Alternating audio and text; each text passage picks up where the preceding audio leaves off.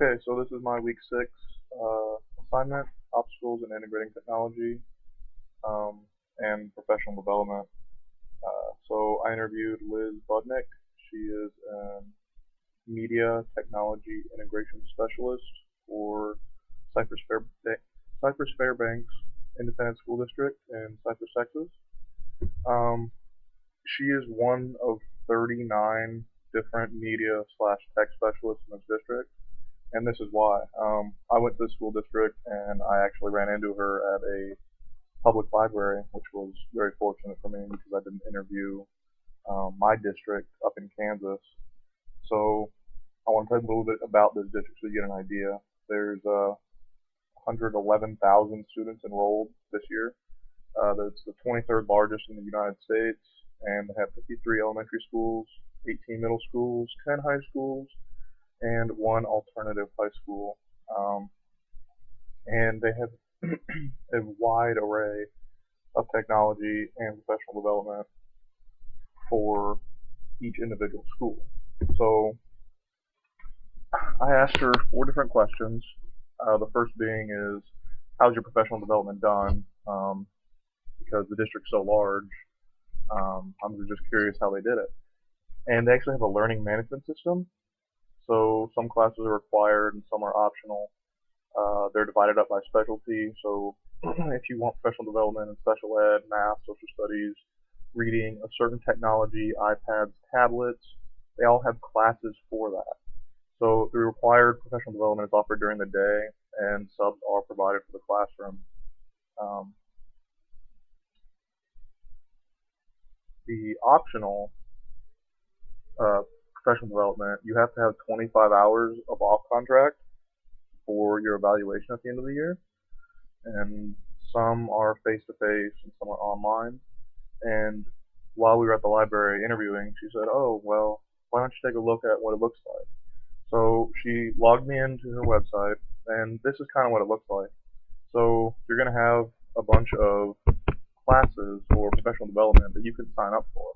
All you have to do is add to cart and attend the date. So at the top, you can choose who you want to do your professional development with, or a topic, or what's coming in the next 7 to 10 days. So this is math secondary. So because I'm a math teacher, I wanted to see what the math classes look like, and there's hundreds of classes in the next year for professional development on anything you can possibly imagine. So I went over and there's a tab for technology, and look at all the Web 2.0 cool tools online. All this stuff. It's not required. This is the stuff that's not required for her, but she can sign up for it and go attend it to get the training that she wants or needs. So it's kind of like flipping professional development in their own sense for a district that's so large.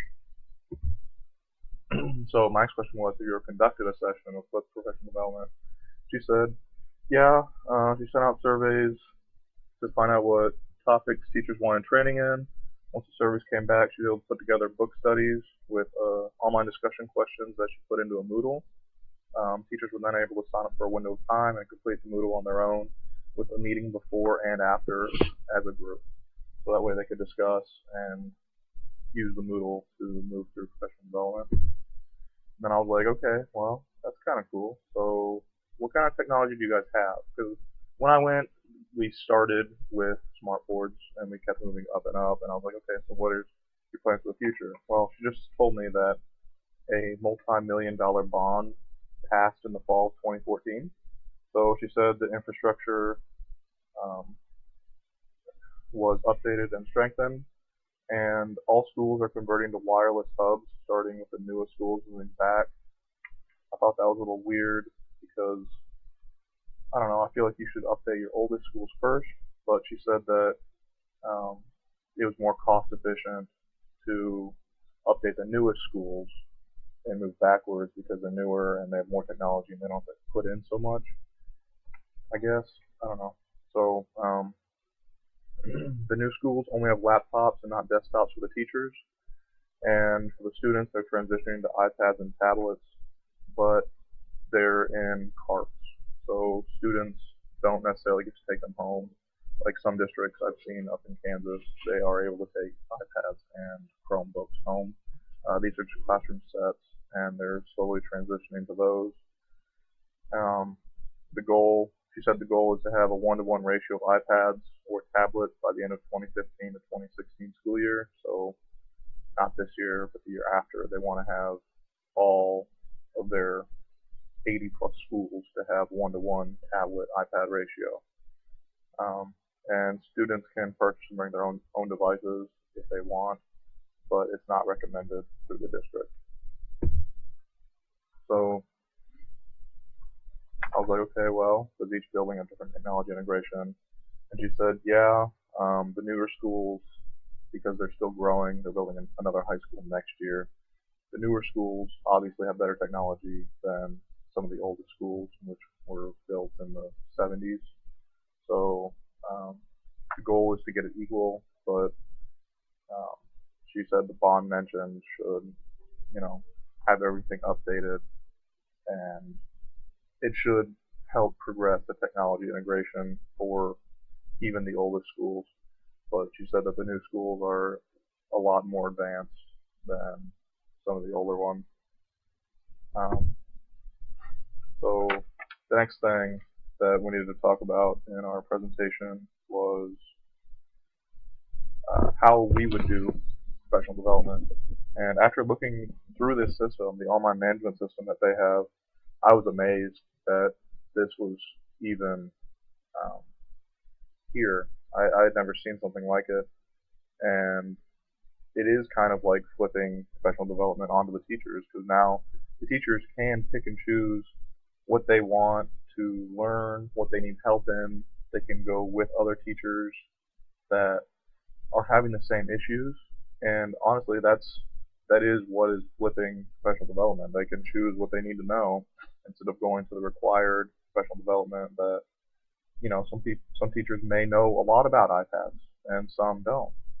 I don't have an iPad or a tablet yet.